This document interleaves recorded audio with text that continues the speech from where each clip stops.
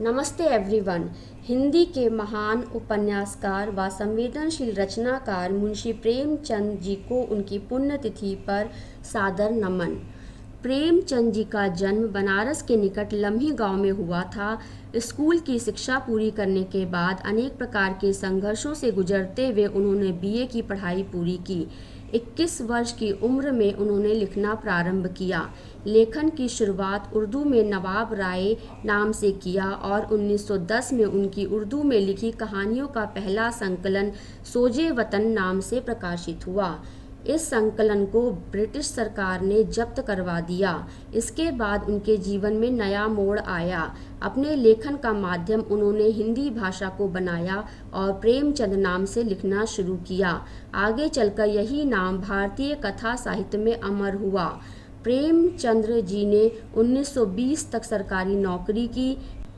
इसी समय उपनिवेशवादी ब्रिटिश शासन के विरुद्ध पूरे देश में सत्याग्रह शुरू हुआ, जिसका उनके मन पर गहरा असर हुआ और उन्होंने सरस्वती प्रेस की स्थापना की और 1930 में हंस नामक ऐतिहासिक पत्रिका का संपादन प्रकाशन शुरू किया।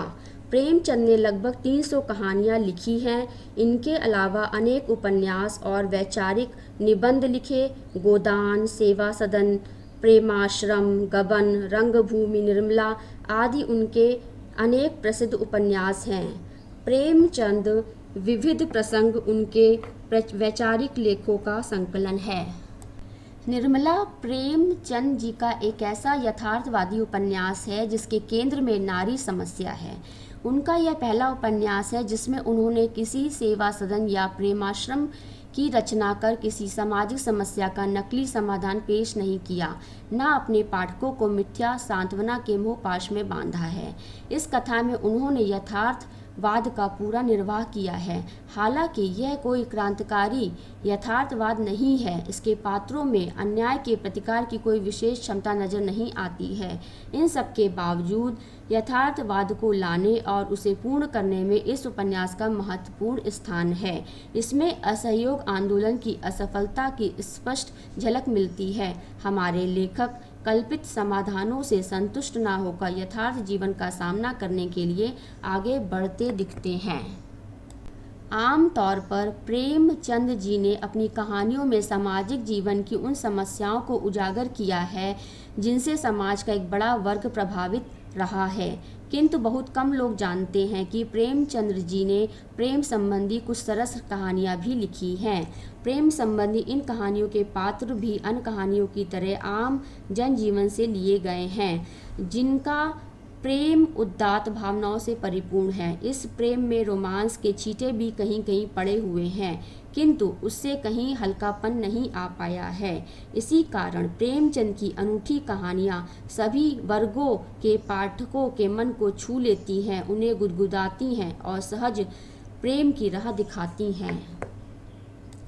मुंशी प्रेमचंद जी की एक सुंदर कविता। ख्वाहिशें नहीं मुझे मशहूर होने की, आप मुझे पहचानते हो, बस इतना ही काफ़ी है। अच्छे ने अच्छा और बुरे ने बुरा जाना मुझे, क्योंकि जिसकी जितनी ज़रूरत थी उसने उतना ही पहचाना मुझे। ज़िंदगी का फ़लसफ़ा भी कितना अजीब है, शामें कटती नहीं और साल गुजरते चले जा रहे हैं। एक अजीब सी दौड़ है ये ज़िंदगी, जीत जाओ तो कई अपने पीछे छूट जाते हैं और हार जाओ तो अपने ही पीछे छोड़ जाते हैं। बैठ जाता हूँ मिट्टी पर अक्सर, क्योंकि मुझे अपनी औकात अच्छी लगती है। कर्मभूमि उपन्यास से अब क्रांति में ही देश का उद्धार है।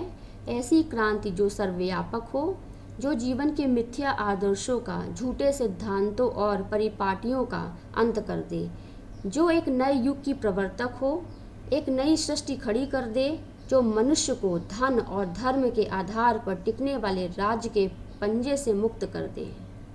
क्रोध अत्यंत कठोर होता है। वह देखना चाहता है कि मेरा एक एक वाक निशाने पर बैठा है या नहीं। वह मौन को सहन नहीं कर सकता। ऐसा कोई घातक शस्त्र नहीं है जो उसकी शस्त्रशाला में ना हो, पर मौन वह मंत्र है जिसके आगे उसकी सारी शक्ति विफल हो जाती है।